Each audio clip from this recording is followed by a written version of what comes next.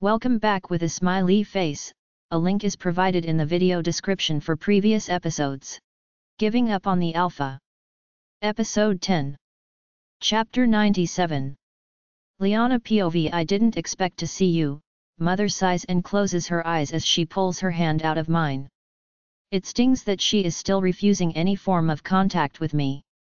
But if I must be honest with myself, I did not have high hopes that she would. You might have written me off, but I'm still your daughter, I say patiently. That won't change, not even in death. A miserable end to a miserable life, she groans as she reaches for the painkillers. I pick up the glass of water that is on the side table and hand it to her. Without a thank you or any form of acknowledgement, she takes the glass and swallows the pills. I assume your father told you about my condition. She leans back against the pillows. Yes, I reply softly. I would have helped if I knew. Help, she snorts sarcastically. Nobody can help me. Mom, I swallow on the lump in my throat. I'm so sorry. Don't be, she smiles at me, and I am taken aback about the sincerity of it. I'm finally going to reunite with my loved ones. I look down at my hands as I think of Leon and the grandparents she is referring to. I am grateful that she is at peace with her ordeal, but I pray she does not say such things in front of father. It must be for him to watch his wife dying.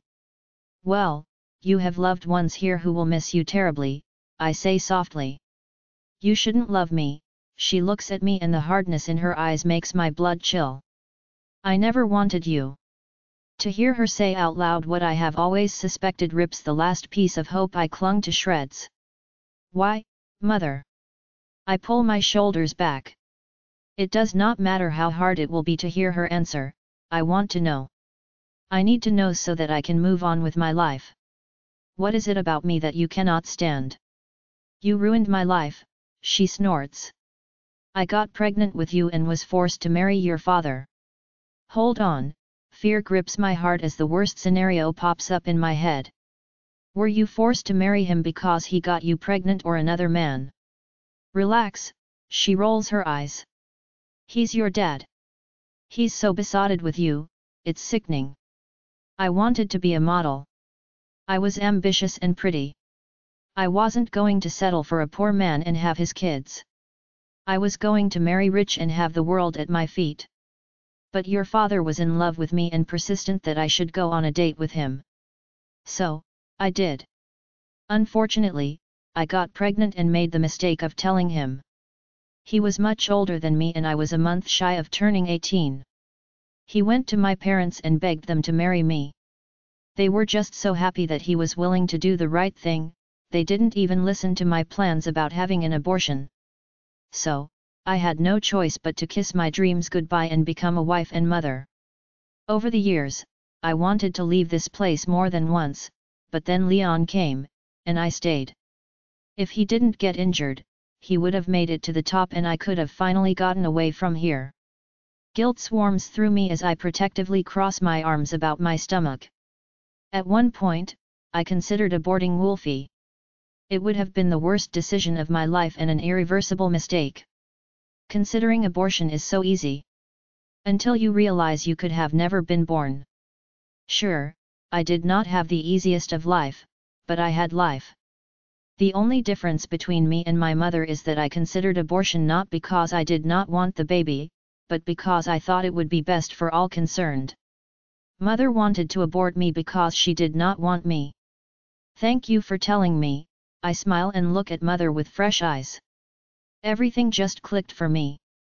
There was nothing I could have done differently to make her love me. She is not incapable of love, she is incapable of loving me. I was the worst thing that happened to her, and she blames me for the derailment of her life. I still love her, and I always will. She is my mother and the only mother I have ever known. But I no longer carry the burden that I am not good enough. What? She snorts. No resentment or tears. You're always so dramatic and emotional. No, I shake my head. I needed to hear this. It's like you've finally cut the umbilical cord that connected us. A cord of bitterness and resentment. You blamed me for all your wasted ideals and dreams.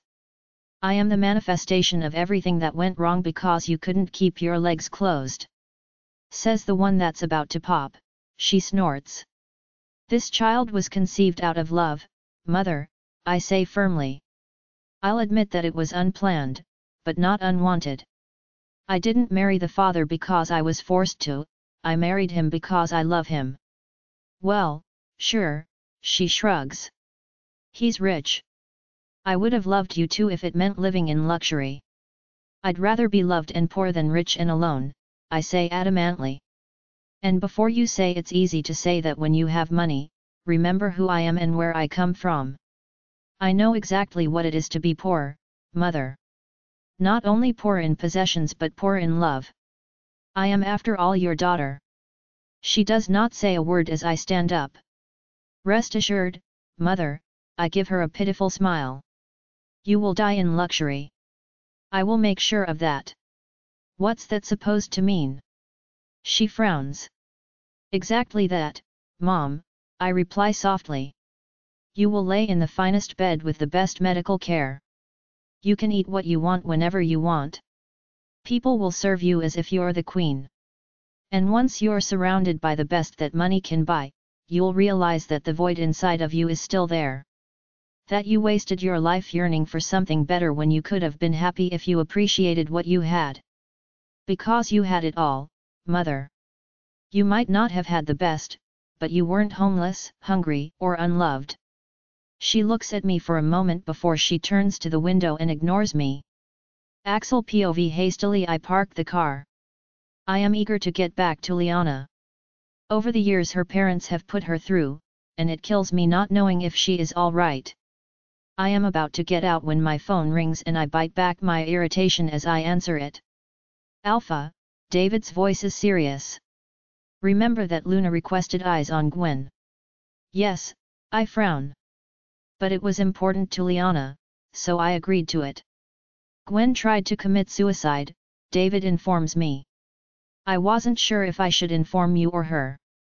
You did the right thing calling me, I sigh and push my fingers through my hair. Liana has her parents to deal with, heavens know why she bothers with Gwen. The boy, I say quickly when the realization hits me. From the very beginning, Liana was concerned about the child. Not so much about the parents. Is he okay? The boy is with his parental grandparents and safe, he replies. Gwen's at the hospital. She took a bunch of pills, and we don't know if she's going to make it or if she's going to lose the baby. Keep me informed, I bark and disconnect the call after we said goodbye. I gather the groceries I bought and walk with long strides to the trailer. Liana and her father are sitting in the kitchen drinking tea and her face lights up when she sees me. Thank you, she kisses me on the cheek before she starts unpacking the bags. Are you okay? I whisper as I help her. I am, she winks at me, and I relax a little. Thank you, Axel, her father says, and I turn to face him. For everything. You're welcome, I smile stiffly. They are Liana's parents, but that does not mean I like them. Not after they put her. Dad, Liana looks at him. Why don't you take Mom a cup of tea?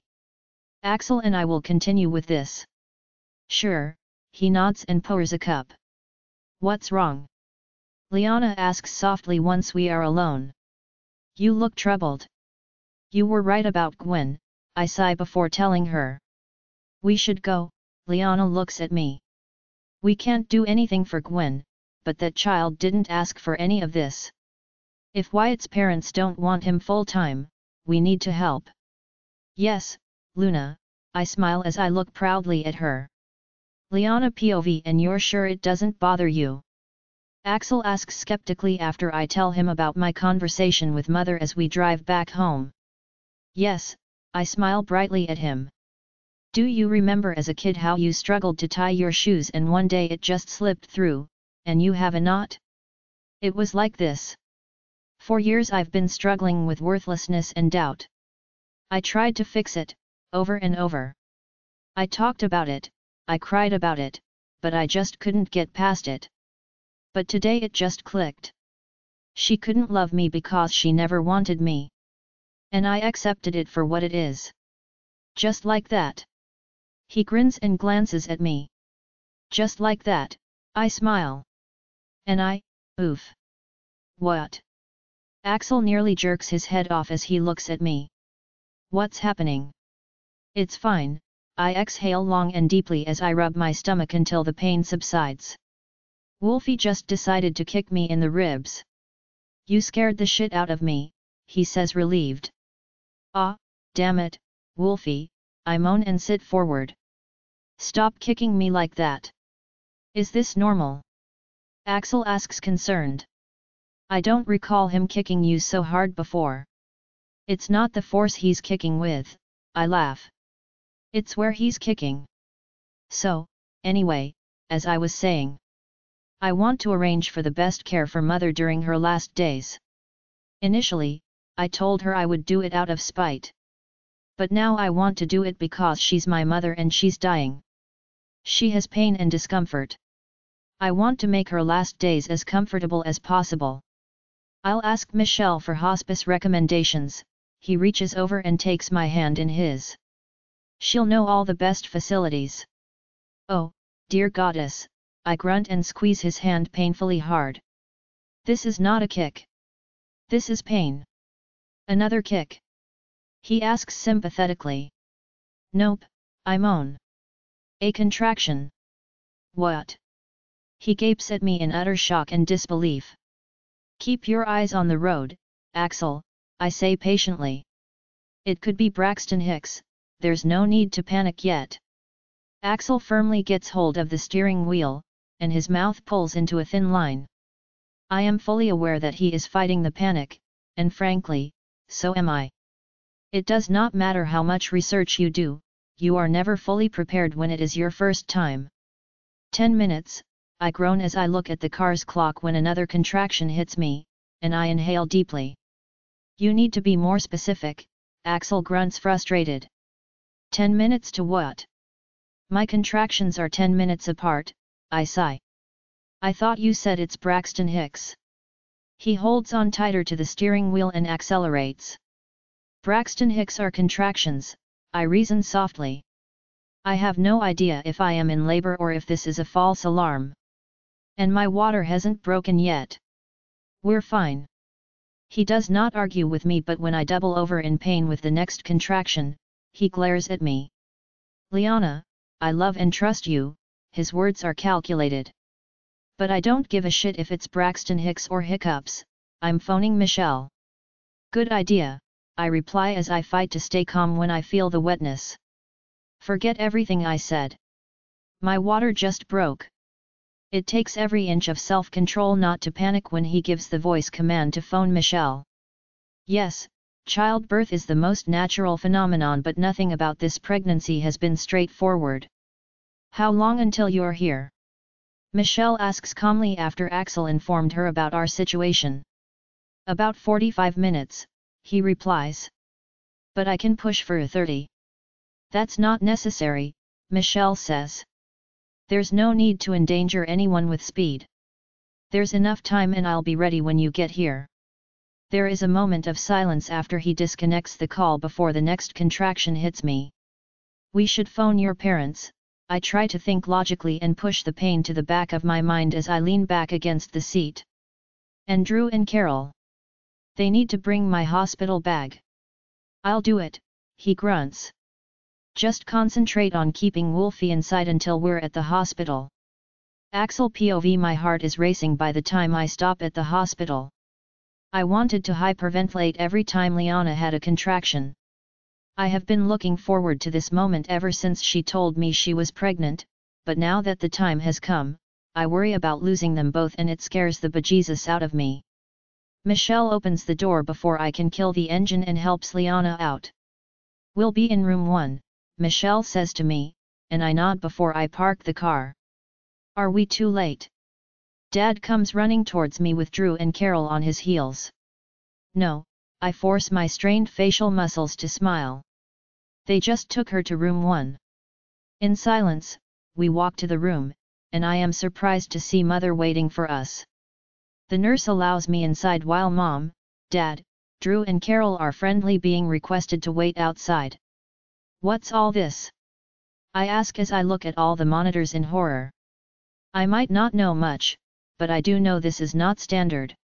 Liana looks slightly panicked as she is lying on a medieval contraption of a bed with her legs spread open. I rush to her side and take her hand in mine as I kiss her on her forehead. We're monitoring both Mom and baby, Michelle replies as she takes a seat in front of Liana. Whether you like it or not, this birth is medical history in the wolf community. Liana cries out as a contraction gets hold of her and it feels like she is breaking every bone in my hand.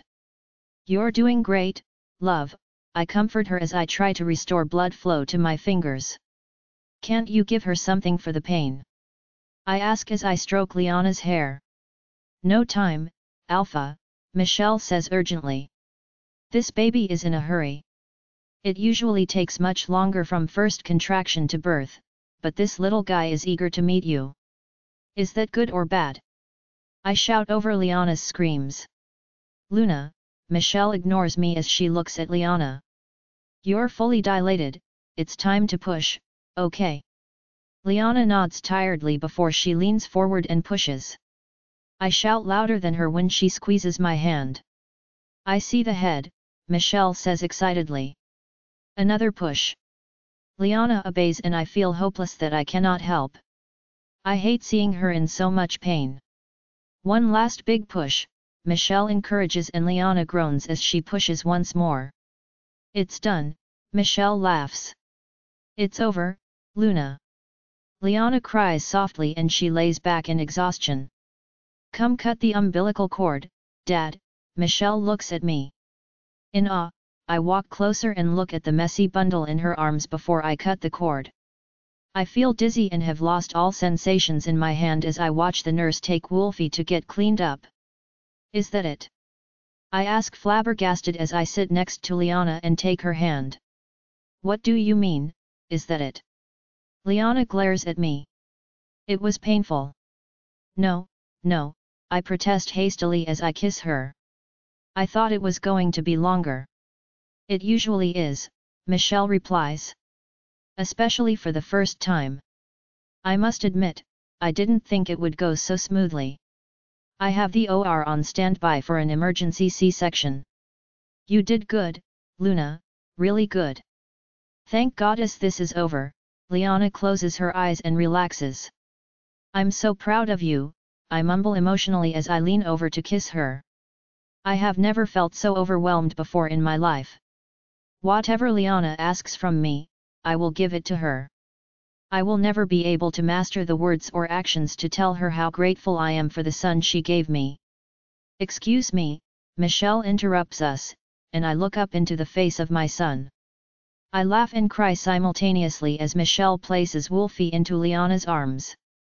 She laughs happily as she nestles him closer to her chest. Does our young Alpha have a name?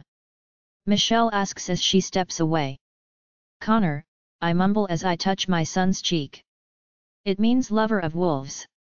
Welcome to the world, Connor, Michelle smiles. We'll give you a moment before we allow the grandparents to come in. Thanks, I mumble absent-mindedly as I stare at Connor. He's so beautiful and perfect, Liana sighs as Michelle closes the door behind her. Just like you, I wipe the tears away before I lovingly kiss her. Axel POV Liana and I are love-struck imbeciles looking down on the tiny mouth feeding on her.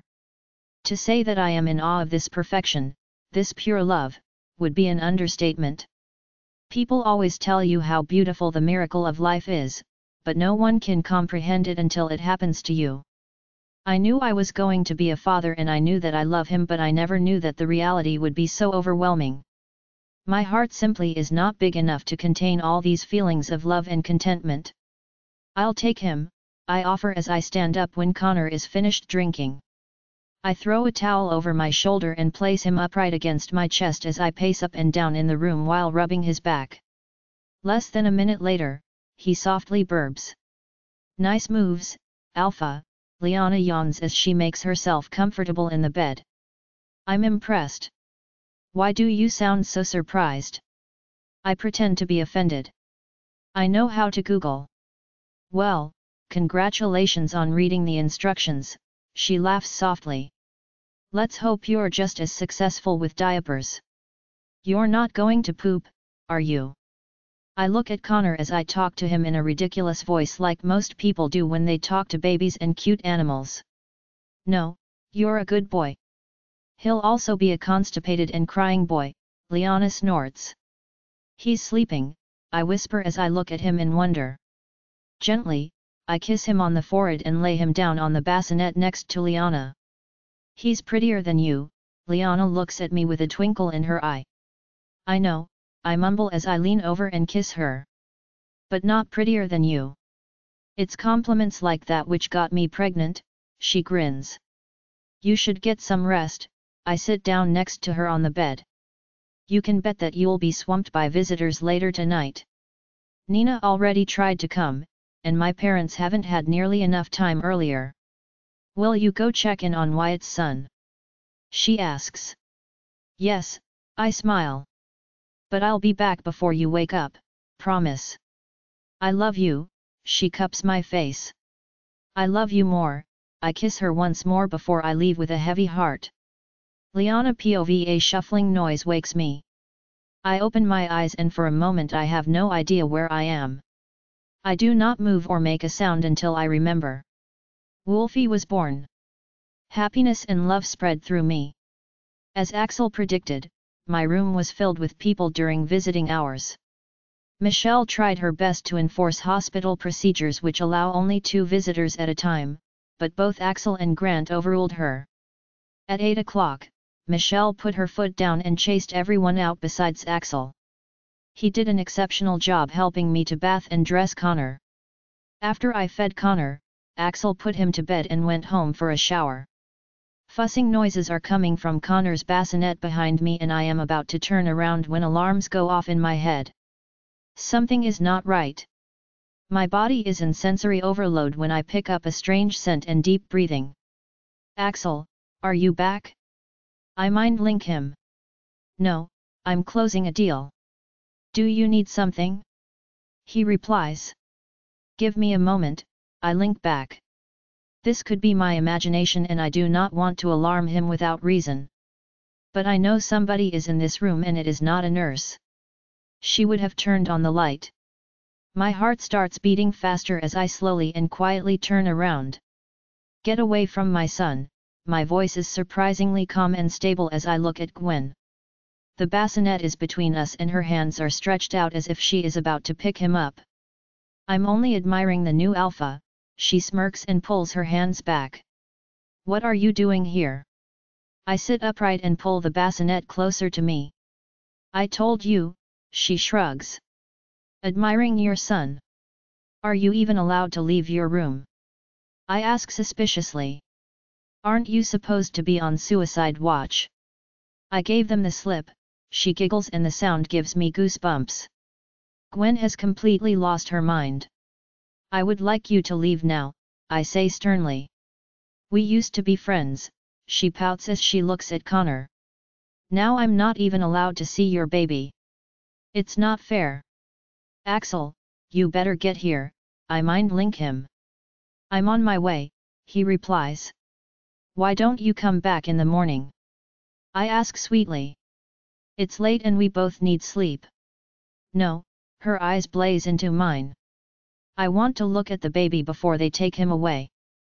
Who's going to take him, Gwen? I ask softly as an ominous feeling settles in my gut. His grandparents, of course, she shrugs. That's what they do, you know? They took Peter. They said it's better for him. They want to take my baby as well, but I put a stop to that. My baby's dead. They can't take her anymore. I will talk to them, I stand up slowly. I will tell them to give Peter back to you. They won't listen, her laughter is that of a madman. They always get what they want. I will help you, she looks at me with bright, shiny eyes. I will take your baby and then they can't find him. Gwen, no, she shakes her head. I must help you. You were my friend, I must help. She reaches for Connor and I jump up and place myself between her and him. Get away, she shoves me aside. I land hard on the floor and quickly turn around. In horror I watch her reaching for Connor and I completely lose it. Without thinking, I jump up and leap towards her.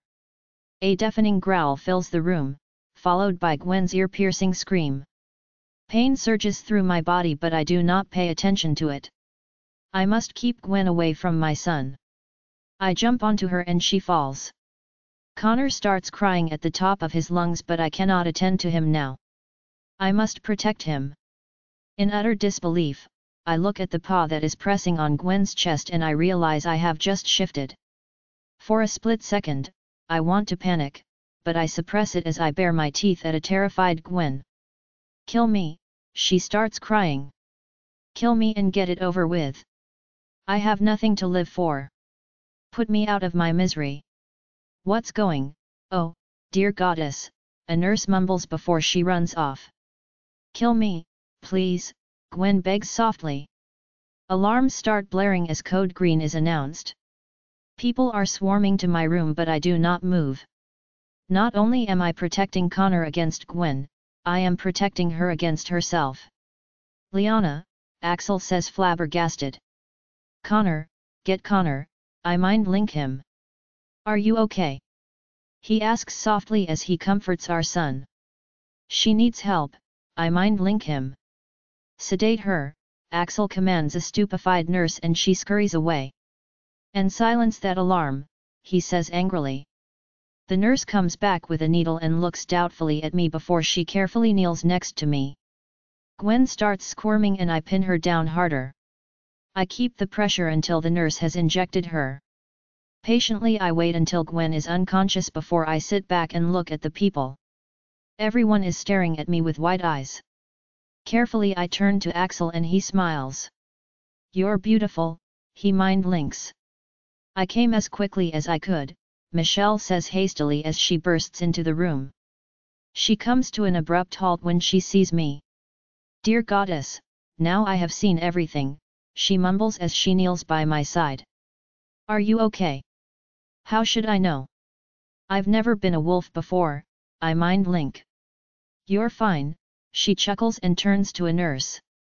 Remove Sleeping Beauty over there and don't leave her alone. And make no mistake, heads will roll. This patient is supposed to be under surveillance. Two nurses step forward and pick up Gwen before placing her on a gurney to take her away. Alpha, Michelle turns to Axel. I'll take Connor while you help her shift back. I growl softly as Michelle takes our baby. Relax, Mom, she smiles at me. We'll be right outside. Liana, Axel kneels next to me as my eyes follow Michelle leaving the room. Look at me. Reluctantly, I obey but I hate not being able to see Connor. Your wolf is magnificent, he whispers as he strokes my fur. It's the same gold as your hair. I cannot wait to see you in daylight. Now what? I mind link. Now I'll help you shift back so that you can hold Connor, he replies gently. Liana POV, did you find out what happened with Peter and why Gwen attempted suicide? I ask Axel as Michelle takes my vitals. With Axel's help, I shifted back easily. Connor is sleeping snugly in his father's arms while Michelle ensures that I am fine.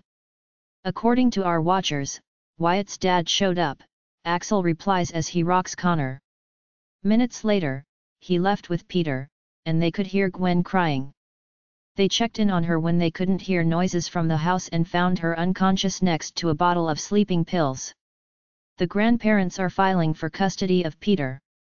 According to them, Gwen is an alcoholic and neglects him. That's bullshit, I snort and look at Michelle. Surely you tested Gwen's blood when she came in. Did you find any alcohol? No, Michelle shakes her head. But that only means she hasn't been drinking in the last 12 hours. And it's their word against a clearly unstable woman. She's not an alcoholic, I say adamantly. In all the time that I've known her, I haven't seen her drunk once. People change, Luna, Michelle says softly. She could have started drinking. How's Gwen doing? I ignore Michelle's last words. Still sedated, she sighs. Once she's awake and stable, she'll go to a psychiatric facility. You can't do that, I protest passionately. She's not crazy, she's broken. Liana, Axel says softly as he lays Connor down. She needs help. Exactly, I huff. Help. Not locked up. Luna, she's a danger to herself and the society, Michelle says sympathetically. No, no, no, I jump off the bed and glare at her and Axel. She didn't threaten me or Connor. In her mind, she was helping me. Then she begged me to kill her. She's depressed and hurting. Locking her up is not helping her. Liana, we must, no, I cut him off fiercely. She lost her baby and her child in one day, Axel. Look at Connor and tell me you'll be fine if someone took him from you. For God's sake, Axel, I shifted to keep him. How much more would you have done?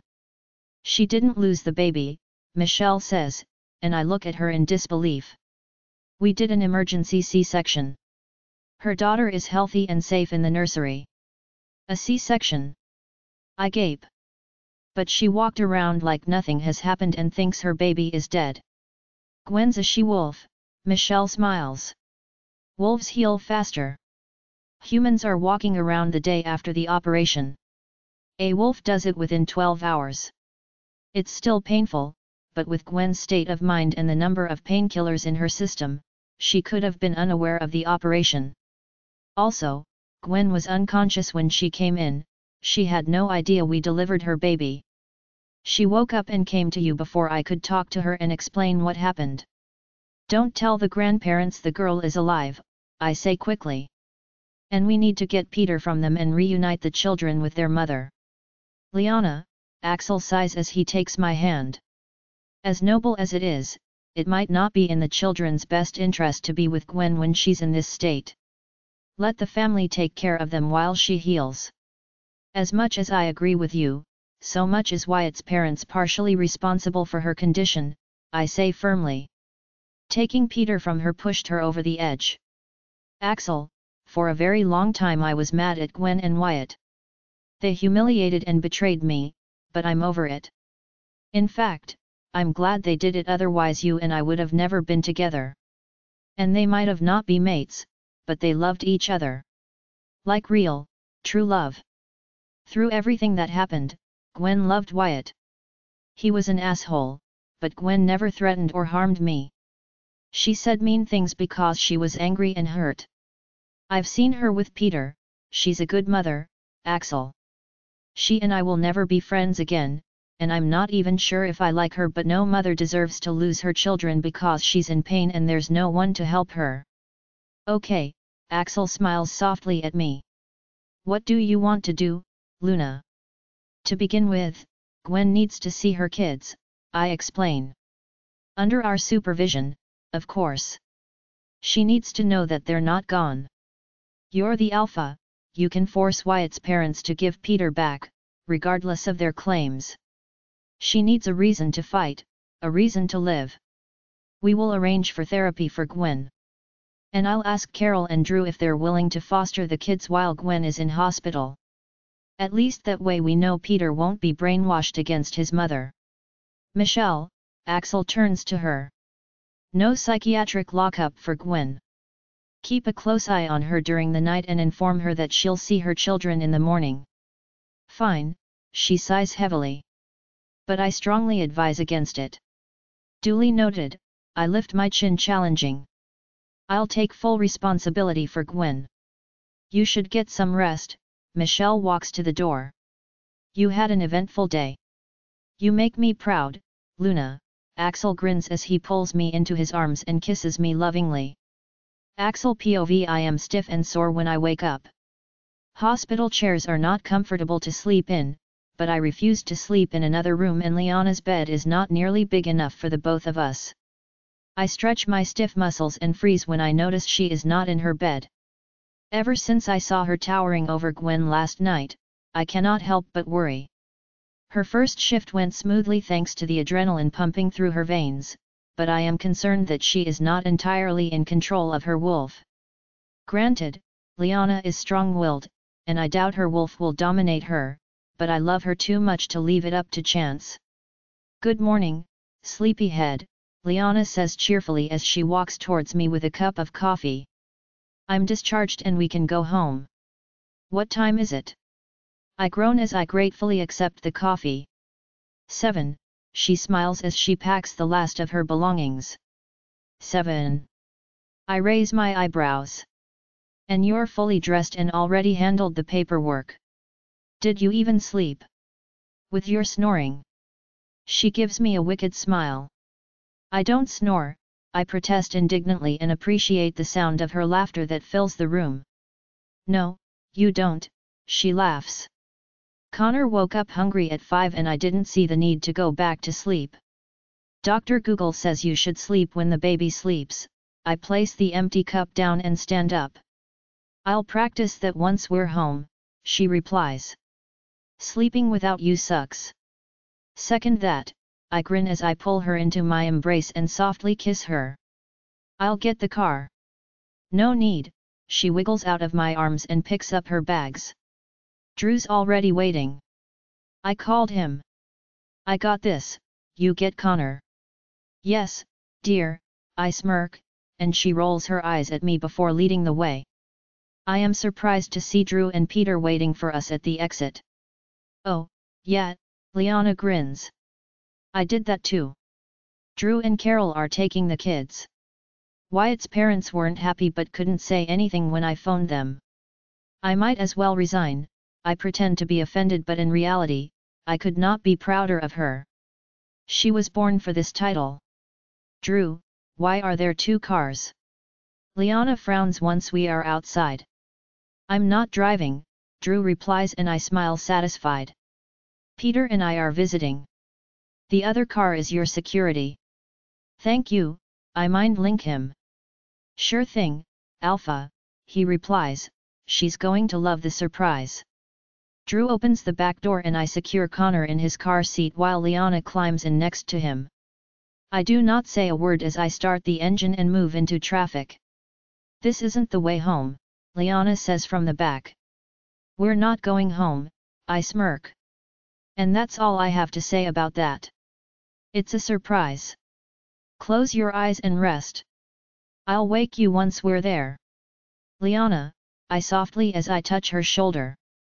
Wake up, love. Slowly she opens her eyes and focuses on our surroundings. We're at the beach house, she exclaims happily. Not the beach house, I smile as I hand her a set of keys. Your beach house. You gave me a son, the least I can do, is buy you a house. Flabbergasted she looks from the keys to me. Our beach house, thank you, she smiles brightly before jumping out of the car and into my arms. She plasters kisses all over my face and I laugh happily. I signed the papers last night, I say as I take out Connor. That's why I came later. This is the best gift ever, she sighs as she looks at the house. It gets better, I take her hand and together we walk to the door. Besides for our security, there are a cook and a night nurse. All you need to do is feed our son and smell the ocean. I can think of one more thing to do, she smiles wickedly before she kisses me. Liana POV home, sweet home, Axel says drilly as we park in front of the mansion. Our majestic week at the beach house has come to an end, and like him, I wish we could have stayed longer. Try to not sound so depressed, I comfort him. We'll go back. Besides, Connor hasn't seen your office yet. Or his room, Axel chuckles before he sighs.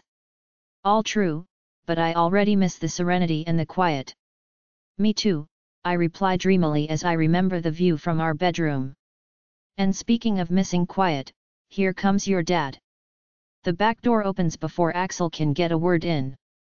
Hello, my big boy, Grant coos as he reaches for Connor. Hello, Dad, Axel smirks as he opens his door. Yeah, hello, Grant replies absent-mindedly as he picks up Connor. Where's Mom? Axel asks as he opens the door for me. In my office, Grant replies. But be warned, she's not in a good place. Why? Axel asks concerned as we walk inside the mansion. Has something happened? It's Angela, Grant sighs. They're turning off her life support today. Oh, no, I mumble softly as I look at Axel's paling face and I know he is upset.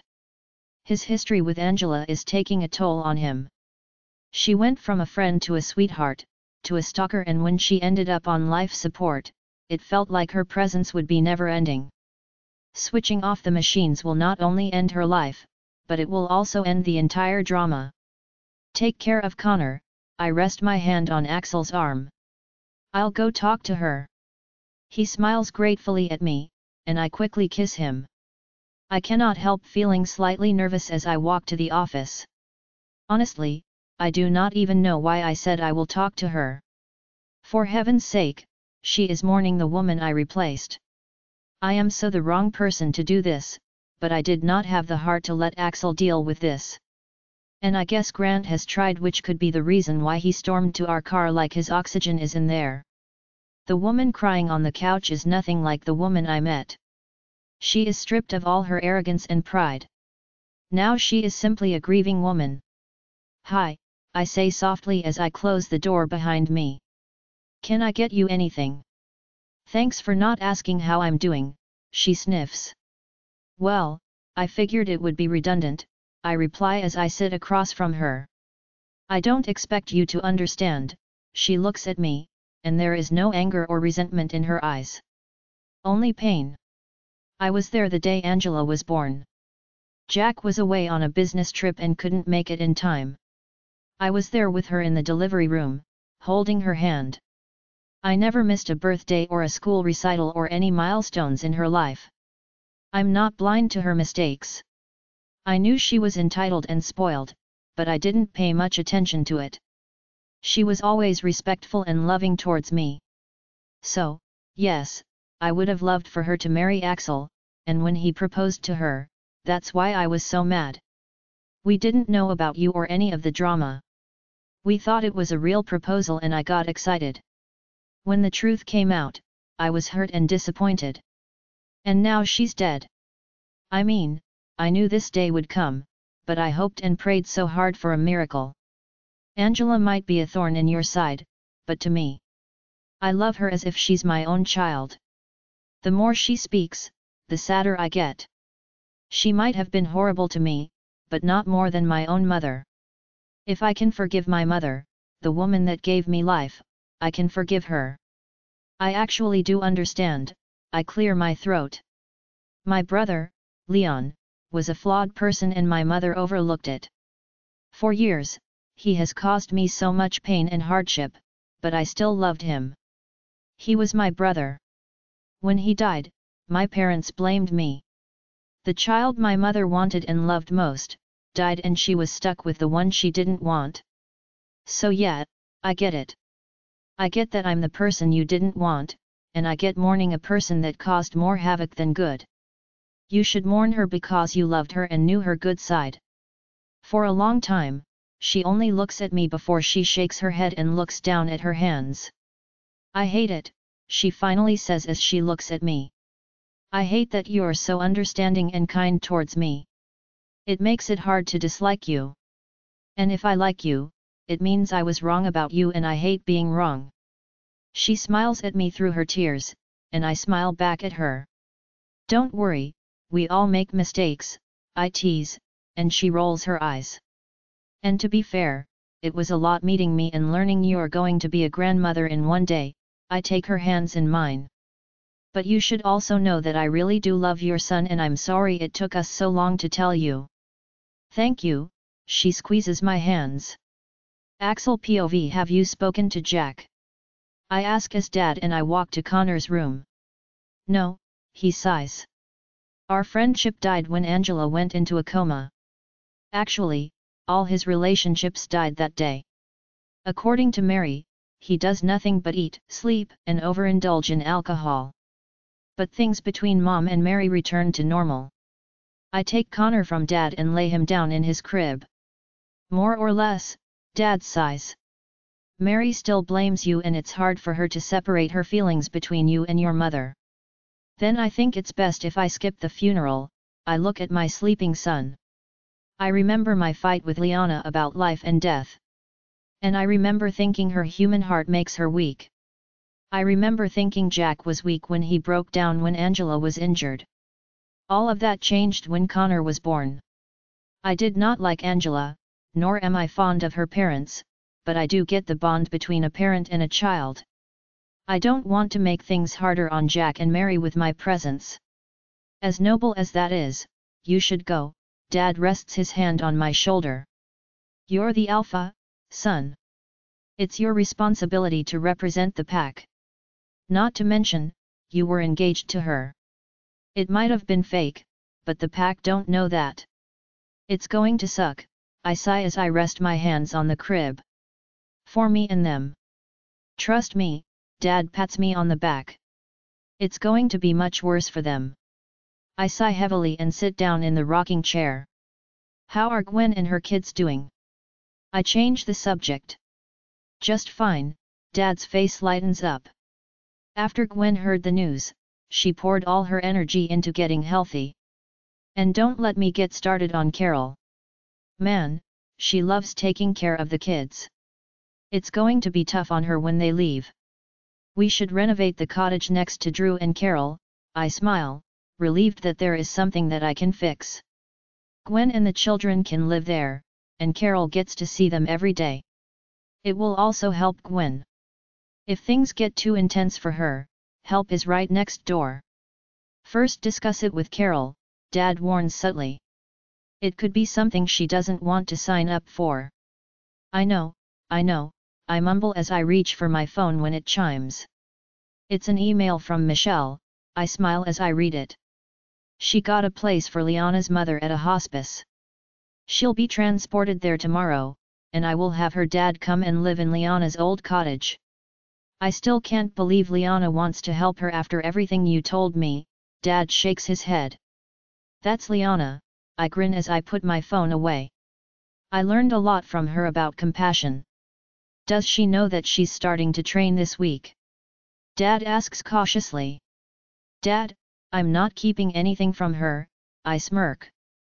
By now I know I can't win a fight with her. Since you asked, she's extremely excited about it.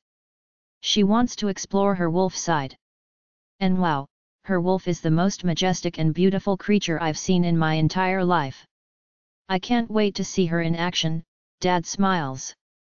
I'm so grateful you're happy, Axel. I am, Dad, I smile. I am. Liana POV okay, remember what I taught you, Adele says as we walk to the training ground. Today we will test everything with real combat. Real combat, I gulp. What exactly does that mean? It means our strongest fighters are going to attack you, she replies nonchalantly. I'm not going to lie, there will be cuts and bruises, but it will heal in 24 hours. There's only one rule, no biting or deep lashing. In other words, no serious injuries. Well, I inhale deeply. There goes my optimism and good mood. You'll be fine, Adele laughs. This is the only true way to know how much you've learned and retained. You're going to start in human form, and you can shift whenever you feel the need. I take a deep breath and shake my fingers to calm my nerves. I have been enjoying my training immensely, but this is scary. I have never been in a physical fight with anyone. Not even with Leon when we were kids. Am I fighting them? I ask terrified as I look at David and Mike. And them, she points to two more guys whom I do not know. Adele, no, I protest softly and grab her by her arm. I'm not ready for this.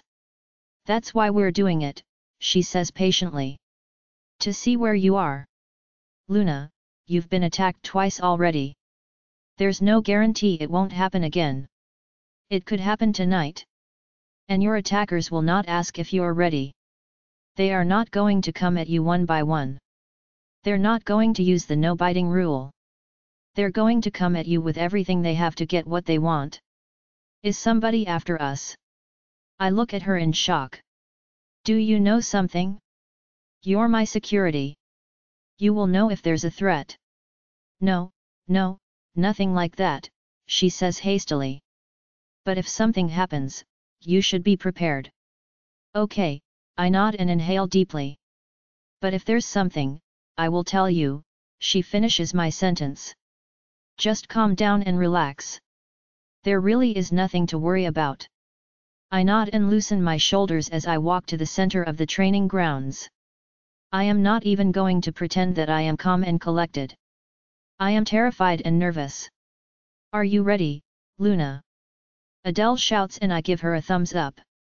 All right guys, you know the rules, and don't hold back. Skeptically, I watch them walking closer to me. Surely, they will not really attack me. I mean, they protected me at one point. How can they hit me and stuff? But I quickly change my mind when Mike and David storm towards me. Dumbstruck, I watch them coming. Frozen to the spot and unable to move. I cannot recall anything Adele has taught me. Think, damn it, think, I reprimand myself, but my body refuses to move, and my mind is blank. My eyes widen as the two men get closer and seconds before they reach me, I jump to the side, and they collide with a thunderous clash.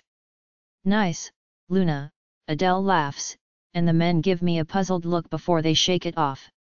The realization that I have won the first round even by sheer luck, restores my confidence just enough to calm down and get ready for the next attack. I might just survive today. They storm at me again and I decide to run towards them. David is the first to reach me and he stretches his hand towards me, and I grab him by the wrist. I use our momentum to swing him around and in front of me, using him as a shield, and Mike's fist connects solid with his jaw. I step backwards and kick David in the back straight into Mike's arms and immediately I move out of their reach. In the distance, Adele clutches her stomach laughing. Again, David glares at me as he rubs his jaw and I steel myself. I gulp as I watch the other two men join them. 4 against me. There is no way. I am winning this round. I do not move as I watch them walk closer to me. Their eyes are fixated on every move I make as they spread out and start circling me. Contrary to the first two attacks, this is close to reality. If a group of men want to attack me, this is the way they would do it. Blocking all my exits and boxing me in. There is nowhere to run, I must stay and fight. David grins as he reaches for me from the front, but at the same time, Mike's arm goes around my neck. His grip around my neck tightens and I dig my nails into his arm as I lift my legs and kick David in the gut. He stammers backwards but the other two immediately come for my legs. I squirm and wiggle for all that I am worth, but Mike tightens his grip, and my breathing gets shallower as he cuts off my air supply. I am not allowed to stick my fingers in his eyes or bite his arm and my feet are being held down firmly. I am stuck and wide open for David's attack. Desperate, I move my hands along Mike's arm until I reach his hand. With all my might, I get hold of a finger and mercilessly yanks it backwards, breaking it. He yells out in pain and relaxes his grip. I twist my body and David punches me painfully hard in the side. Pain radiates through me, but adrenaline keeps me going. I reach for David and clutch my hands around his neck. Instantly, he gets hold of my wrists, but with an upwards motion I headbutt him on the nose and he releases me. I quickly kneel and bring my elbow down hard onto one of the other men's backs and he releases my foot and I kick the other one in the face. I jump to the side and turn towards them. My chest is heaving from the strenuous activity as I watch them and try to anticipate their next move. I would much rather run away, but they could catch up and I doubt that I would get away. Their eyes widen in surprise when I charge them and shift midair. With my claws retracted, I slap them with my front paws and kick with my hind legs until they are scattered around me. One by one, they stand up and shift, growling at me. The earth starts vibrating as they run towards me. I sidestep the first one and he tumbles in the dirt before regaining his footing. In less than a second, I am on my back and the next one is on top of me. I place my hind legs against his stomach and kick with all my might, and he crashes into Mike. I get onto my feet and start running towards the nearest tree with them right on my heels. I jump against the tree, twist around and land on David's back. I dig my claws into his side, and he howls in pain as he tries to shake me off, but I cling for dear life. Mike jumps towards me and I let go and roll off, and he flies over David, missing me completely. I am on my feet again and ram the closest wolf against the tree before swinging around and clawing another through the face. David jumps into me from the side, and we roll entangled over the grass as we claw and snap at each other. I end up on my back with David pinning me down. Exhausted, I glare at him as he bares his teeth at me.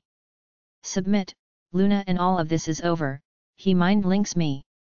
I try to wiggle out from under him, but Mike and the other two place their paws on me, and there is no way I am getting out from under their combined weight. Bare your neck and we all can go home, David mind links again. Never, I reply and lick him across the face. Instantly, he lets go of me and the others follow their lead. I stand up and shake the dirt off my fur. A loud, high-pitched whistle pierces through the air and we turn to Adele waving us to come back. Together the five of us return and I am surprised to see Axel next to her. When did you get here? I mind link him. Since you walked onto the field, he replies. Training's over, Axel announces aloud as he walks to me and rubs my fur. I trot to the locker room and shift back before getting dressed. That was as impressive as it was terrifying, Axel says as he walks closer and pulls me into his embrace. I know, I sigh as my arms go around his waist. I still need a lot of training. Not what I meant, he leans over and kisses me. With more training, you'll be unstoppable. I just pray you'll never have to use your skills. I had to restrain myself from not jumping when they were all on top of you. Come on, I take his hand. Let's go home. I stink and need a shower. I'll wash your back, he grins mischievously. Axel POV, you're not even up, Liana rolls her eyes as she puts on her earrings. We're going to be late for the funeral, Axel. Get up and get into that shower. But look at him, I pout as I look at Connor sleeping next to me in the bed. Liana wanted to take him back to his crib after she fed him, but I hijacked him for a cuddle. How can we leave him? It's only for a couple of hours, she sighs as she takes a seat in front of her dresser. Believe me, I hate it just as much, but we can't take him with us. There's going to be crying and sadness. He'll be safer and more comfortable here. I'll be more comfortable here, I grunt as I reluctantly get out of bed and walk to the shower. She only smiles at me as she touches up her lipstick. I know she agrees with me.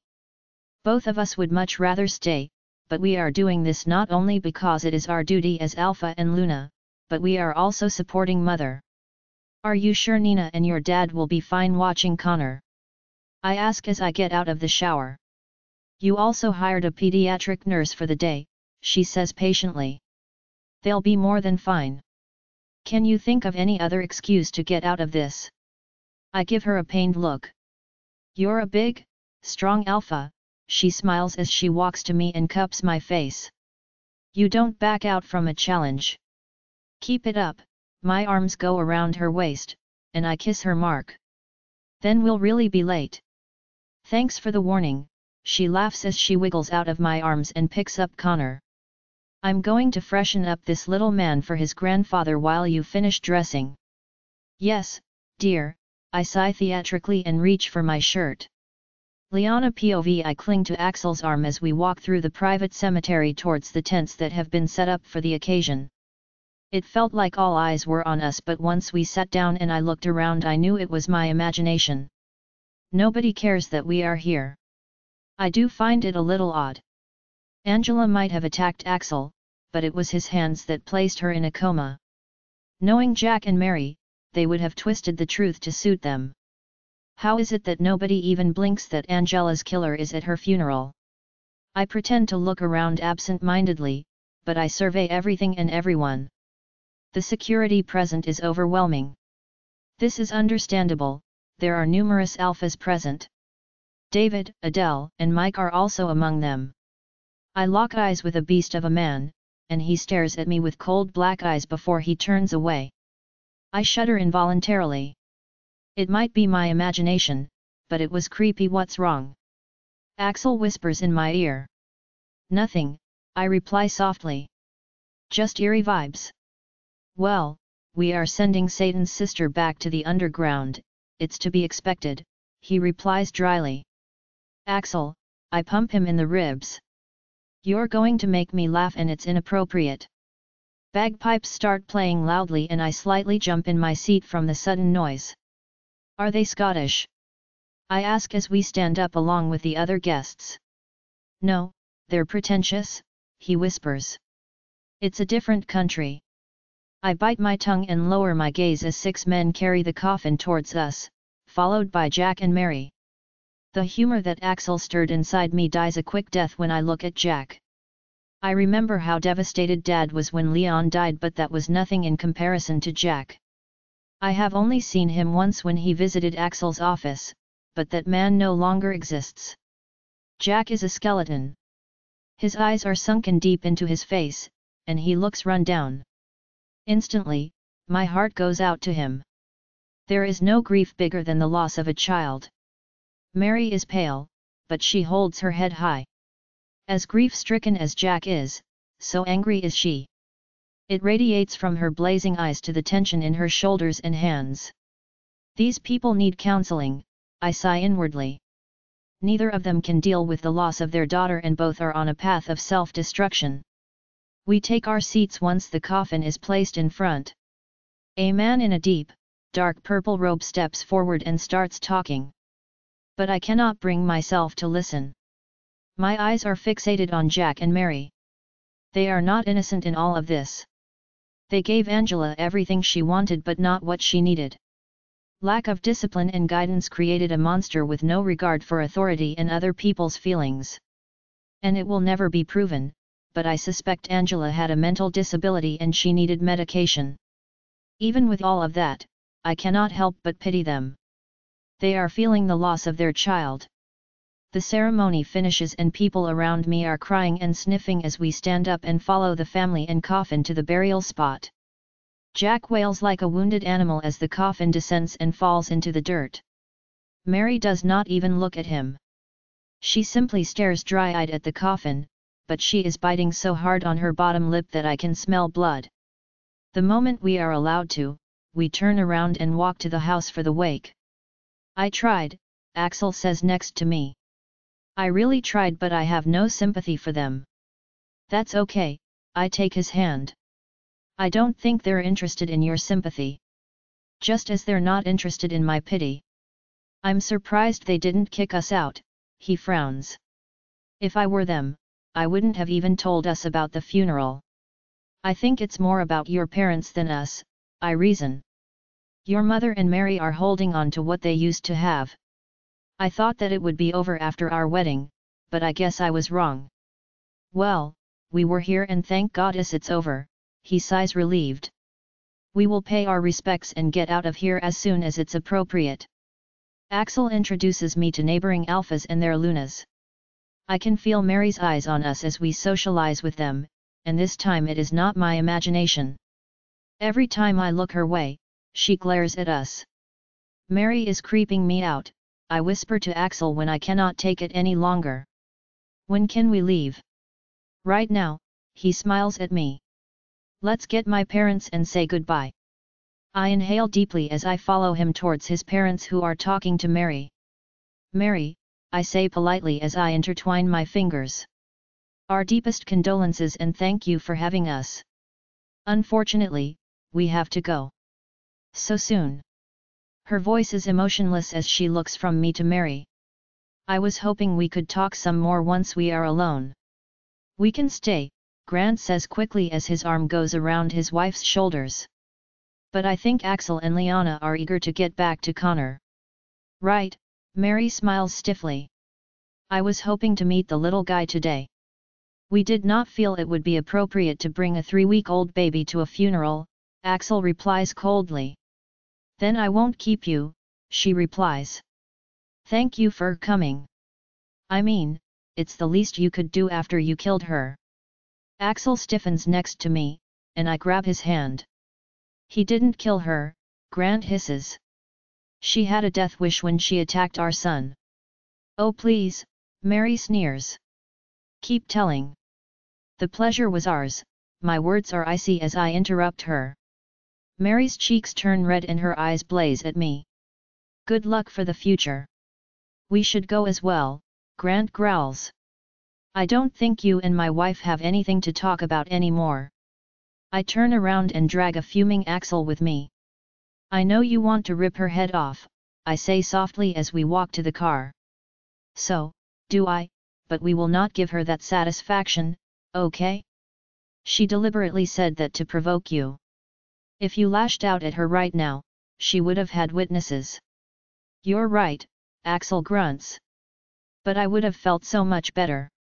You know what else would make you feel better? I smile at him. To go home and hold your baby. And smell his head, Axel grins sheepishly. Let's go, I laugh as I take his hand and continue towards the car. Is Drew sleeping? I frown as we get closer. That would be a first, Axel chuckles. Hey, Drew, Axel taps against the window, but he does not move.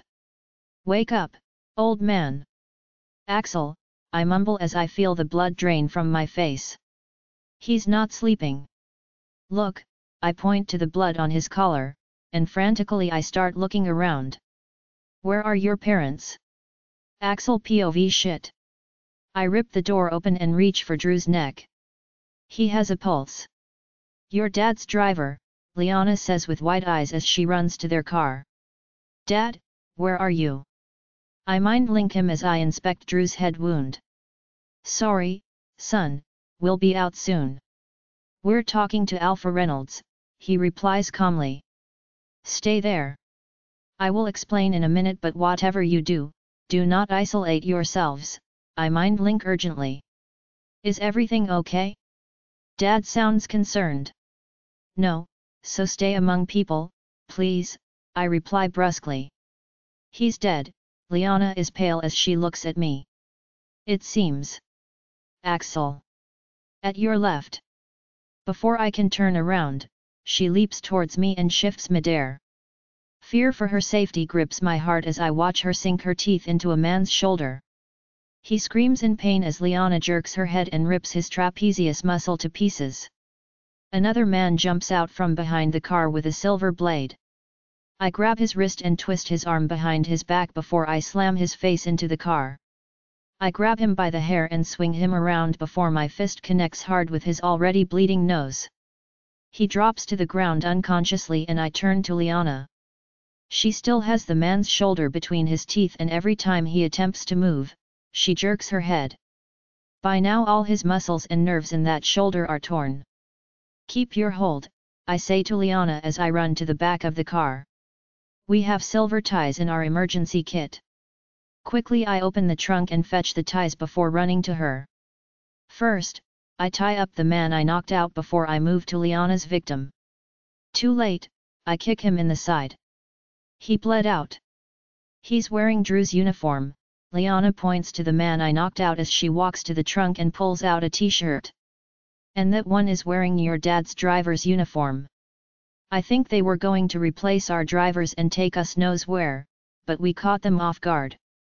This is so much worse than I thought, I mumble as I run scenarios through my head while checking on Drew.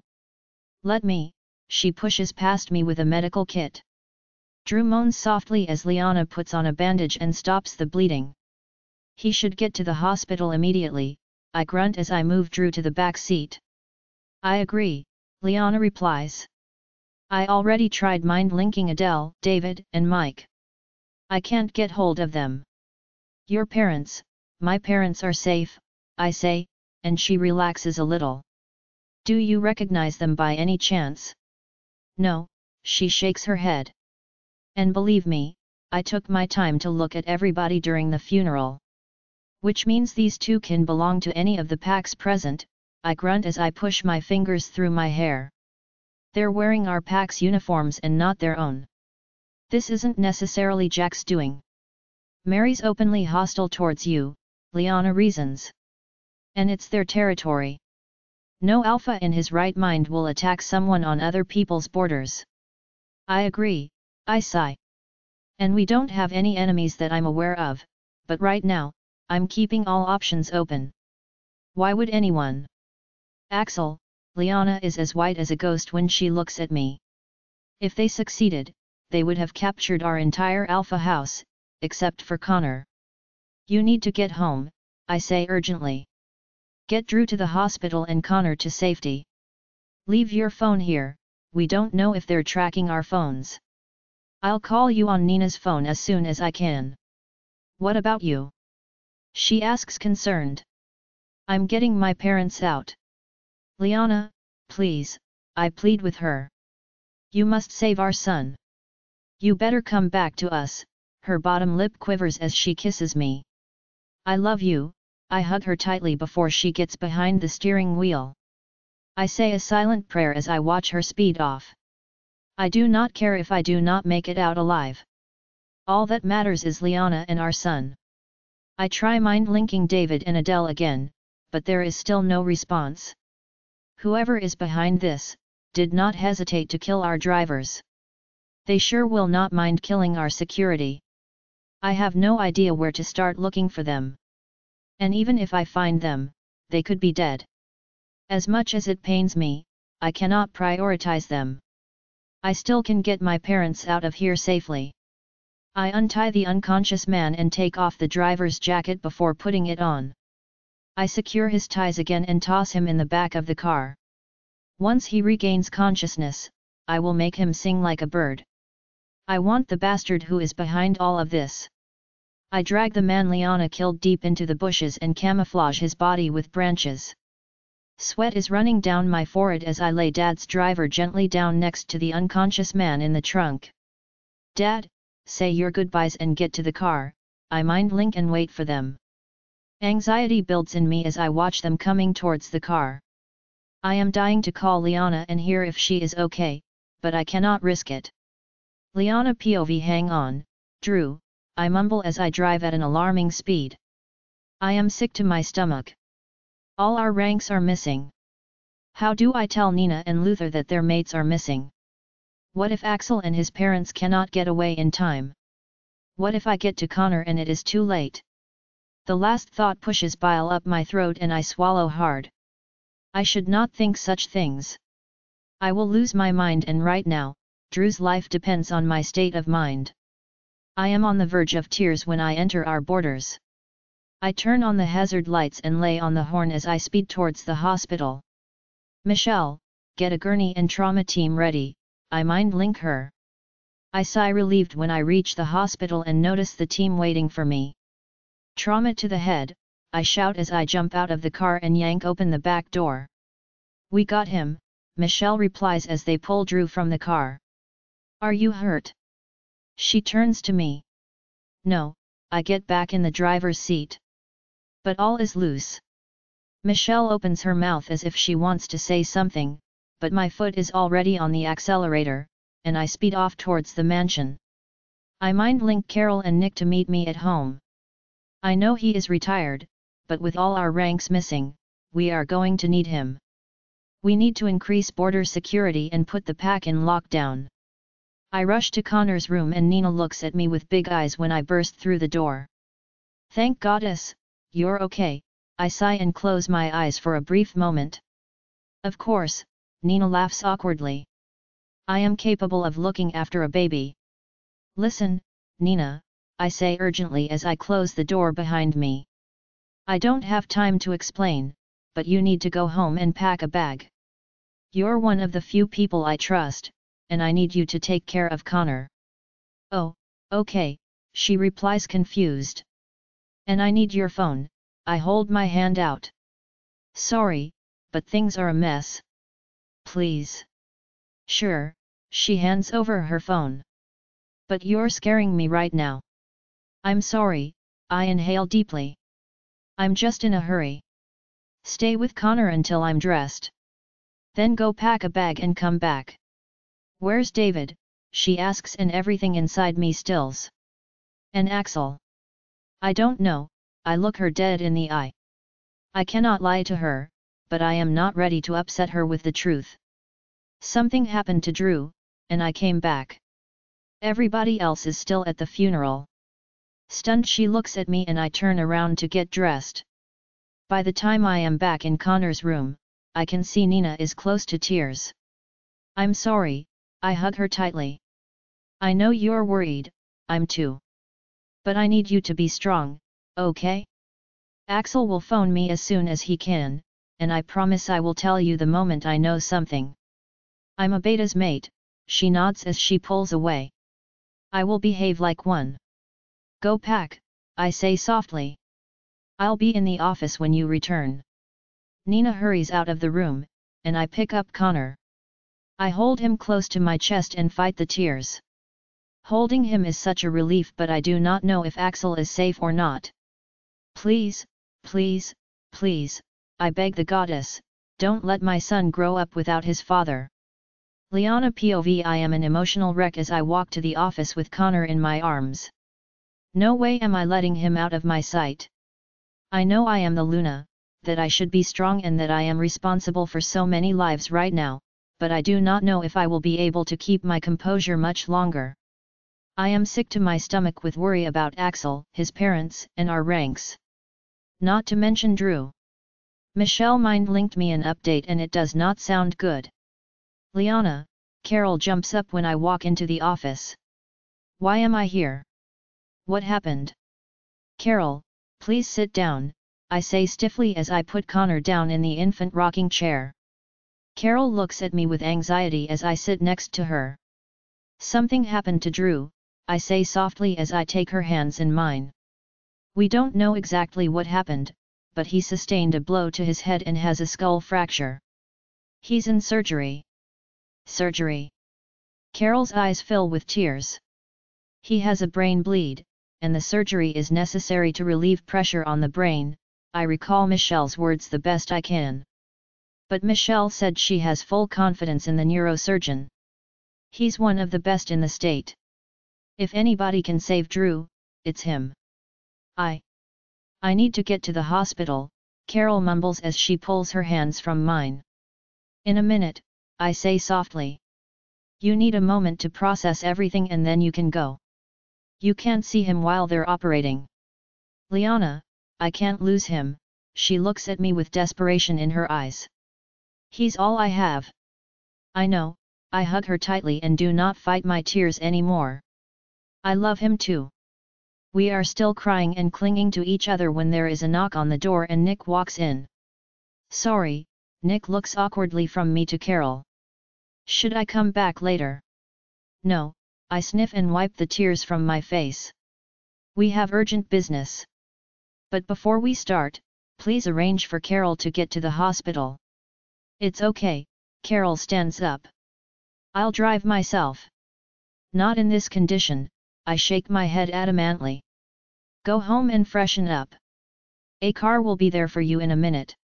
Carol nods as fresh tears pool in her eyes before she turns around and walks away. I can't get hold of Axel or Grant, Nick's brow furrows as he crosses his arms in front of his chest. And now I find you here crying. How bad is it? Very bad, I sigh as I tell him everything that happened. You need to put us in lockdown and increase border security.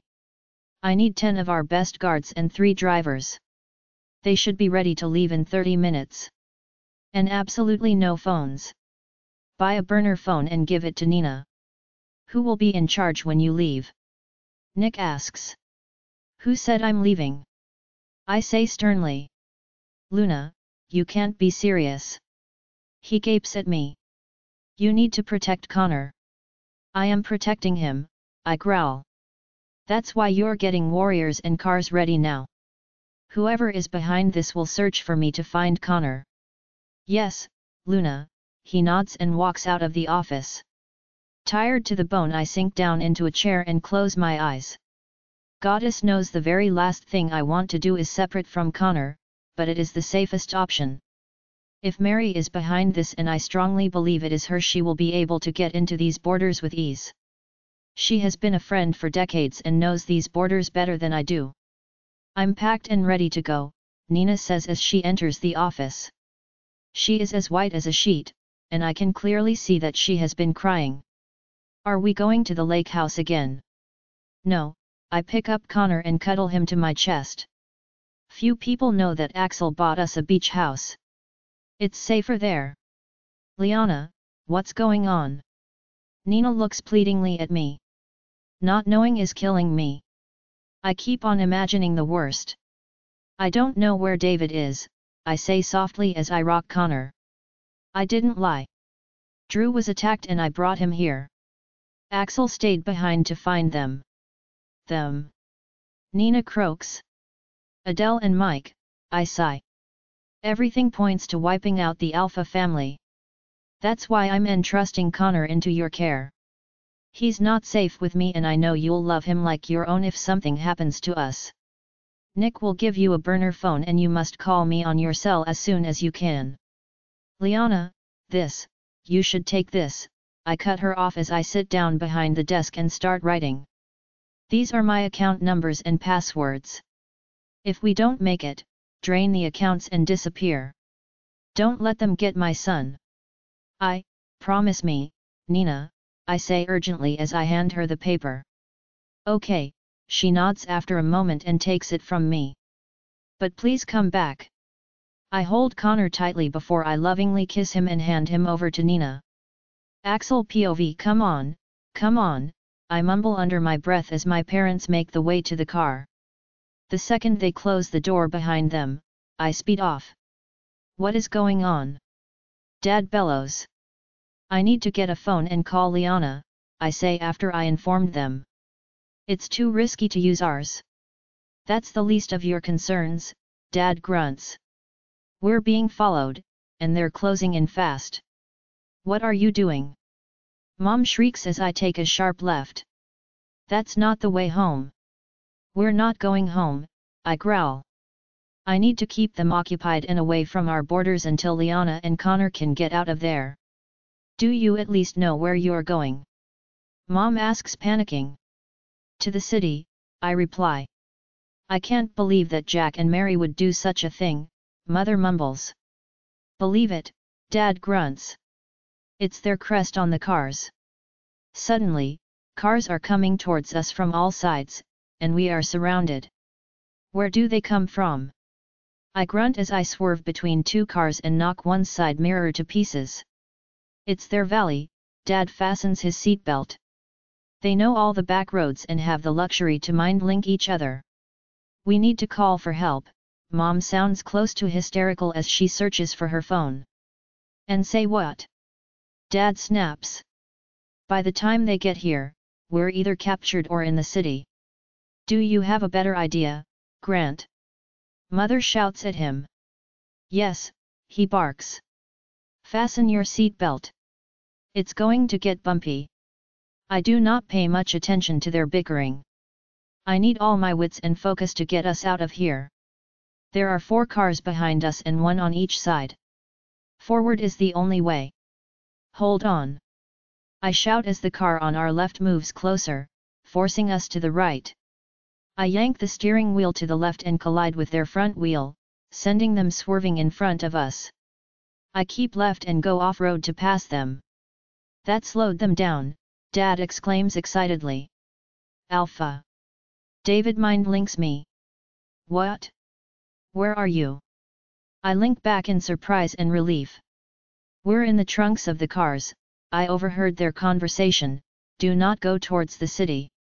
They have more cars waiting there, David replies. Thanks, I link back and make a sharp U-turn. Axel, what are you doing? Mom asks frantically as I accelerate towards the oncoming cars. Playing chicken, what else? Dad replies. Our ranks are in those cars, I explain. They're close enough to mind link. David just told me there are more cars towards the city. So, we're going the other way. We're going to die, Mother starts crying as I burst through the cars as they make way at the last second. Chickens! Dad yells at them as we speed the other way. How can you enjoy this? Mother cries. I look in the rearview mirror and watch the cars turn around and follow us. My options are limited, and I must decide who is worth saving. If I go left, they will follow me home towards Liana and Connor. Should I go right, I am back at Jack's house. Continuing straight means we are going to run out of fuel before we reach the next town. David, are you guys capable of fighting? I mind link him. If you can get us out of the trunks, yes, he replies. Be ready, I grunt. Axel POV Mom, dial Nina's number and hand me the phone, I order as I keep going forward. I thought you said it's too dangerous, she mumbles as she dials. Things changed, I grunt and take the phone from her. It does not matter which way I debate this, we are on the losing end. Luna, are you okay? Liana eagerly answers the phone. It's me, I say and hold the phone tighter. There is nothing in the world that I want more than to be with her and Connor, but my prospects are bleak. Oh, goddess, you're okay, she sounds like she always does when she is fighting her emotions. What about your parents and our ranks? Liana, my words are calm and steady. I'm sorry I was such a jerk to you when we met, and I want to thank you for showing me what love is. Axel, stop, she all but shouts in my ear. Why are you saying this? It sounds like you're saying goodbye, and you can't do that, okay? You need to come back to us. I'm trying, I smile sadly. But things aren't looking good, and if I don't make it, you must know how much I love and appreciate you. If you love me, you'll tell me in person, she says adamantly. Where are you? We are speeding on the highway, surrounded by their patrols, I explain.